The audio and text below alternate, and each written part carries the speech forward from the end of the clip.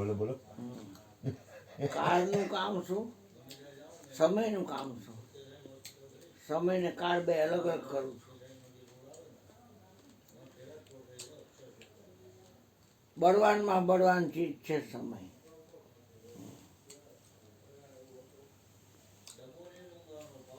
દોઢ કલાક થાય ત્યાં ચોકડીઓ ફરી જાય કે નહીં, તો સમય એ કામ કરે છે. શિયાળો હોય એમાંથી ઉનાળો થાય કે નહીં, ઉનાળો હોય હા બેટા હા ઉનાળો હોય એમાંથી ચોમાસું થાય કે નહીં. જો હા સમય કામ કરે છે. પાકીટ લીધું ને ભાઈ, સમય સમય બળવાને નહીં પુરુષ બળવાન, કાબે અર્જુન તો એ ધનુષ એ ધનુષ. તો સમય છે એ સેકન્ડ, મિનિટ, કલાક, દિવસ, સવારનો દિવસ, હારનો દિવસ, હા બેટા હા હારનો દિવસ, હા બેટા ના તારી પાસે રાખ બેટા એ તારવા પડે. મને દેખા દઉં તો ના બહાર જોતા રાજી કેવો થાય. સાધુનો જળ પણ ભોળીઓ હાવ છે. તમે એને કાંઈક દો ₹50 તો એ રાજી થઈ. એ જોતું હોય લઈ આવે, કાંઈ એમ પોતાના માટે કાંઈ ન હોય.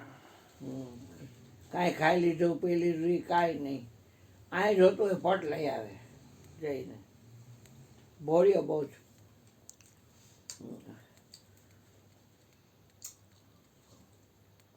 શબ્દનું કામ શું? દરેક વસ્તુને ઓળખાવે પણ પોતામાં કંઈ ગ્રહણ કરે. દ્રૌપદી બોલી આંધળાનો તો આંધળા જ હોય ને, એટલે એ શબ્દ દ્રૌપદીના મુખમાંથી નીકળ્યા અને દુર્યોધન જળ હોય થળ અને થળ હોય જળ અને ખાઈ કહો એ દાસ કાઢ્યા કે અંધસ્ય પુત્ર અંધ આંધળા એ શબ્દ એને અડી ગયા અને મહાભારત થયું. પણ શબ્દ અડે ક્યાંથી?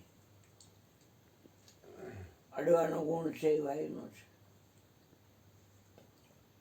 સ્પર્શ ગુણ છે એ વાયુનો છે.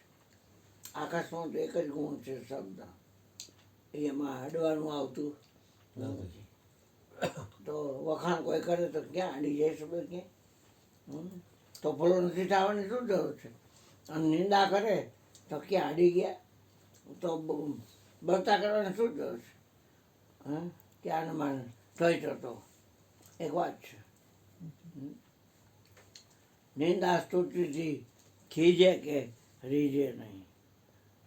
મનુષ્ય જેવો દેહ મળ્યો છે તો એટલું જ નક્કી રાખો એ શબ્દ બધી વસ્તુને દેખાડે છે, પણ શબ્દમાં કોઈ વસ્તુ ખરી?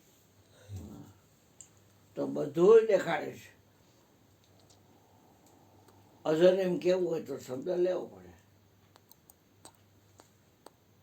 પણ શબ્દમાંથી કાંઈ જરે છે? અમર એમ કેવું હોય શબ્દ લેવો પડે.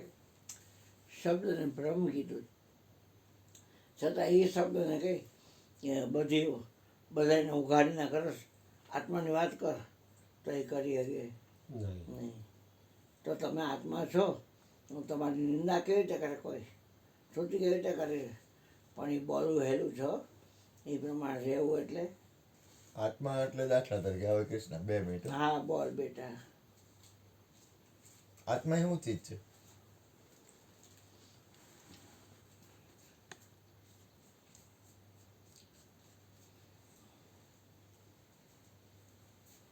ઓય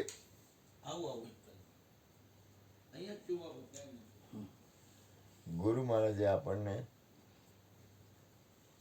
પોતાના નિજ તત્વનું જ્ઞાન આપ્યું. બરાબર સાંભળજો એ છોકરા, એ ફાંકી પછી કરજો, પેલા બે જા ચાલુમાં. આત્મા એવું ચીજ છે. બોલો ભૂપેનભાઈ, માળી, હરેશભાઈ, ગોરધનભાઈ, અંતુ.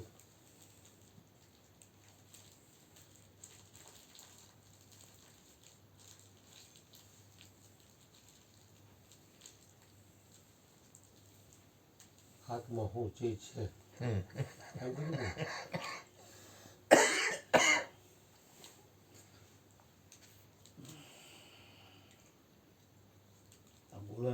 એ જ આત્મા છે. હાલો તારો જવાબ પૂરો થઈ ગયો, હવે ન બોલતો ને. હવે એ જ શબ્દ નહીં. બોલો ને હવે.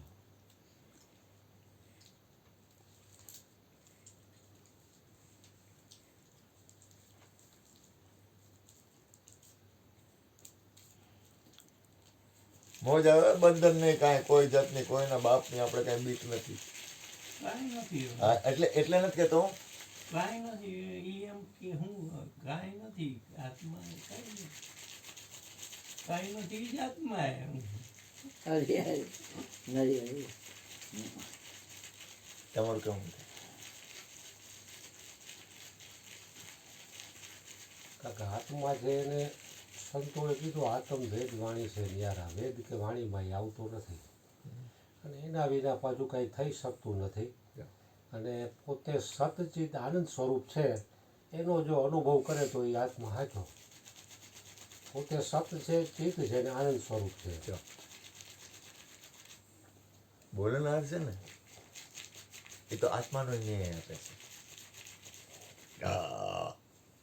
હવે આત્મા છે ને એ આ જરાક નજીક બોલ્યો, કાંઈ નથી. હવે ધ્યાન આપો, તમારું સ્વરૂપ છે ને સ્વરૂપ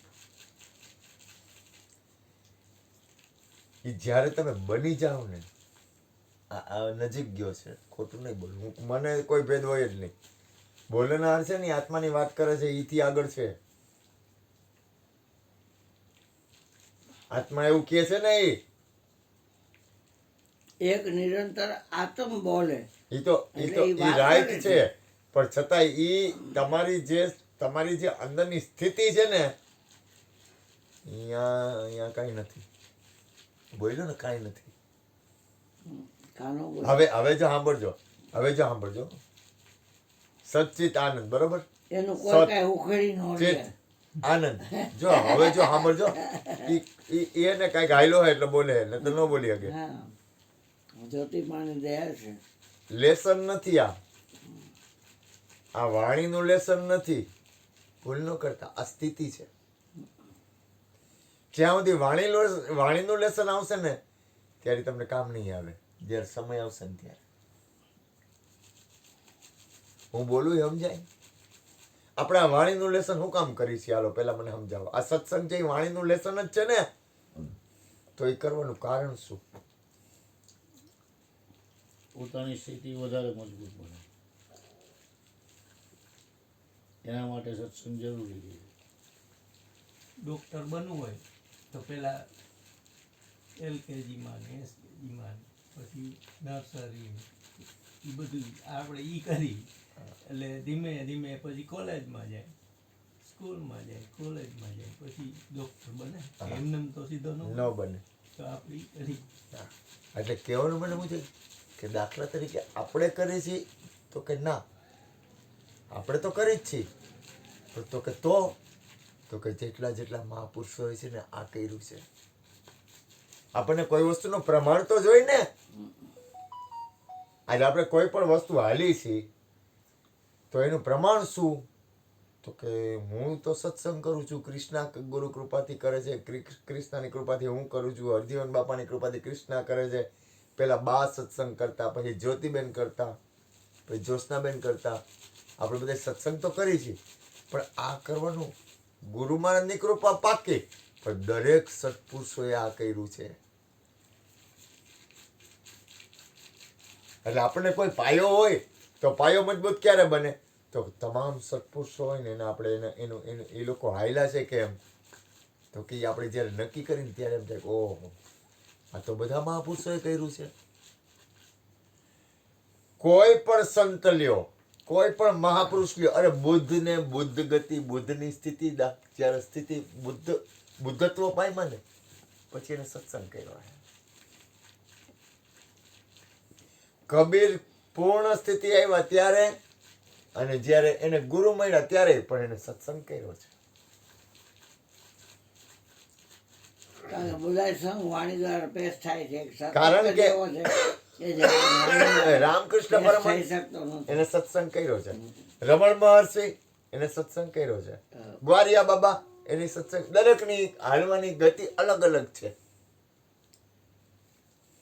યોગાનંદ પરમહંસ પણ એને કર્યો છે સત્સંગ, કારણ કે દરેક મહાપુરુષોએ જે કહ્યું છે ને એની પાછળનો કંઈક ઉદ્દેશ છે. કોઈ પણ સંત મહાપુરુષ લ્યો, એને આખી જીવન આ જ કર્યું હોય, તો કે આ કર્યું એટલે પછી અનંત રીતે એવું નથી આપણે કરીએ એમ જ. આજે રામકૃષ્ણ પરમહંસ તો બેઠા હોય ને તો બેઠા બેઠા એના બધા ઓલા હોય ને તો ઘડીકમાં તો એ દેહાતીત અવસ્થામાં 1 સેકન્ડમાં વયા જાય, 1 જ સેકન્ડમાં શરીર છૂટી જાય. એટલે શરીર છૂટી જાય એટલે શરીર ન છૂટી જાય, બ્રહ્મ બની જાય. આપણને જે ગુરુએ ઉપદેશમાં કીધું ને એ મને 40 વર્ષે આજ વખતે આ ઉપદેશ રહ્યો ને ત્યારે મને જરાક ઝલક આવી. કેટલી વાર ઝલક આવી ખબર છે કાના? 4 થી 5 જ મિનિટ. જોરદાર હા, હોય પે કેવી ગુરુની કૃપા આપણા ઉપર. બેસ ના કરી શકે પણ માની શકે. કાના હું કોઈ દી ખોટું નહીં બોલું, મને ટેવ નથી આત્મા ખોટું બોલવાની. મારવાની વસ્તુ છે. પણ એ જે મને જે મોજ આવી છે, મને એમ થયું કે હા હે મારી રાડ ફાટી ગઈ, ગુરુએ તો હું આપ્યું હે. આ હે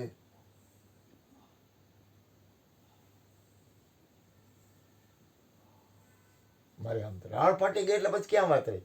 મેં કીધું હા કેવડી કરુણા ગુરુની. આપણને ખોટે ખોટે કરુણા સમજાઈ જાય ને, ખોટે ખોટે. હું જો મહાપુરુષોનો આધાર તો લઉં જ છું, ભૂલ ન કરતા. હું તમામ સત્પુરુષોનો આધાર લઉં છું, ભેગો ઉપદેશ કરું છું, ભેગો ભેગો ગ્રહણ કરું છું. ખાલી ઉપદેશ નથી કરતો, કારણ કે ઉપદેશ તો અહીંયાથી થાય છે, પણ ભેગો ભેગો મારું ધ્યાન ગ્રહણ કરવામાં આવ્યું હોય. પણ જ્યારે હું એની અંદરની મારી જે સ્થિતિ બને છે ને એ જોઉં છું ને ત્યારે મને એમ થાય કે વાહ તો જ માયનો કહેવાય ને. વાહ ગુરુ વાહ.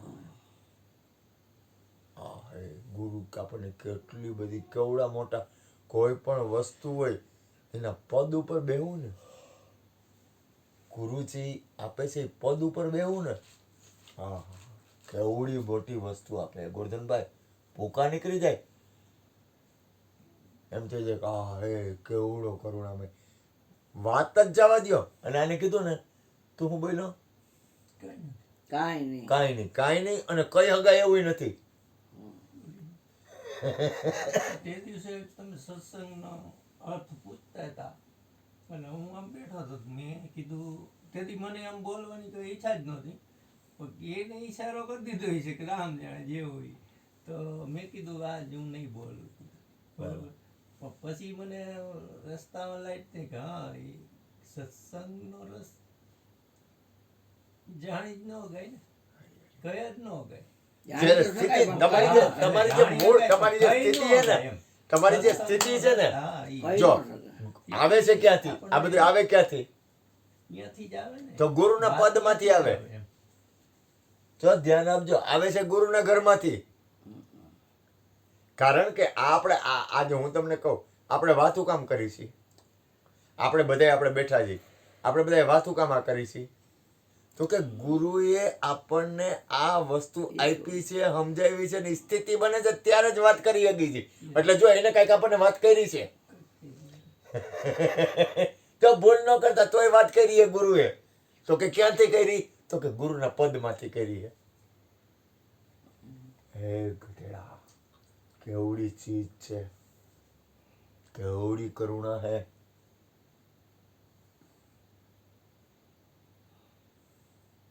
મારે એને બોલવું નહોતું પણ તો મને ભાવ થાય છે ને એટલે મારાથી બોલાઈ જાય છે. મારે ગોરધનભાઈને જ કહેવું હતું તમે બોલો સત્સંગ કરો, પણ છતાંય મારાથી બ્રેક નથી થતી ને એટલે હું આ સત્સંગ કરું છું. હવે મેં માનવા હા બોલો ને, બોલું ને. હવે મારે કાંઈ નથી બોલવું. હા પેલા આપણે શું કીધું?